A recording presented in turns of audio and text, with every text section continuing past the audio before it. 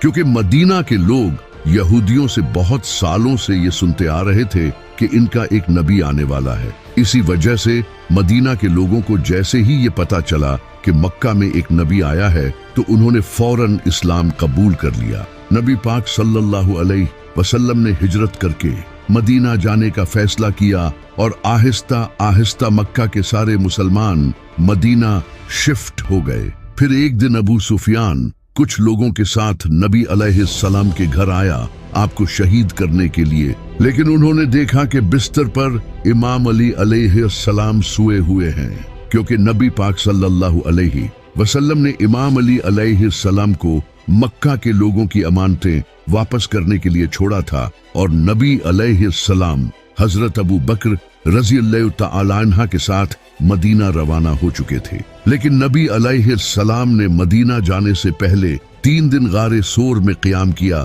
ताकि कहीं अबू सुफियान के लोग इन्हें रास्ते में पकड़ न लें। 3 दिन बाद नबी अलैहिस्सलाम मदीना रवाना हुए और मदीना पहुंचते ही वहां के लोगों ने नबी पाक सल्लल्लाहु अलैहि वसल्लम का बहुत अच्छे से इस्तकबाल किया और जो मुसलमान अपना सब कुछ मक्का छोड़कर मदीना आए थे उन्हें भी अंसारे मदीना ने खूब सपोर्ट किया। यहाँ तक कि कुछ लोग अपनी बीवियों को तलाक देने तक के लिए तैयार हो गए ताकि ये उनसे शादी कर सकें। जब नबी पाक सल्लल्लाहु अलैहि वसल्लम मदीना पहुंचे तो आपने सबसे पहले मदीना के यहूदियों के साथ एक डील की कि अगर मदीना पर कोई हमला होता है तो हम अपनी दुश्मनी भूलकर एक होकर मदीना को डिफेंड करेंगे। मदीना हिजरत करने के 2 साल बाद इस्लाम की सबसे पहली जंग हुई जिसे जंगे बद्र कहा जाता है। जब मुसलमान अपना सब कुछ मक्का छोड़कर मदीना आए तो मक्का के लोगों ने मुसलमानों का सब कुछ अपने कब्जे में कर लिया, तो अल्लाह ने इन्हें इजाजत दे दी कि अब वो मक्का के लोगों के काफिले लूट सकते हैं।